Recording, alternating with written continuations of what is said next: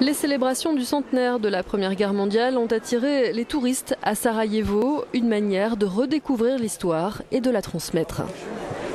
Ils étaient ainsi nombreux à se faire photographier près de la réplique de la voiture dans laquelle l'héritier du trône austro-hongrois fut assassiné.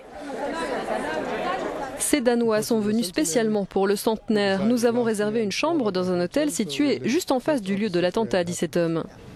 Ce touriste hongrois ne savait pas à quel jour cela s'était produit exactement, mais vu que tous les médias en parlaient, il s'est renseigné en arrivant à l'hôtel et est venu se balader par curiosité pour voir ce qui était organisé.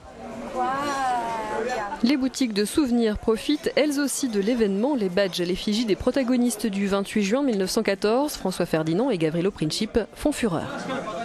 Hier, c'était Gavrilo qui était le plus populaire. Aujourd'hui, c'est Ferdinand. On verra demain ce que ça donne.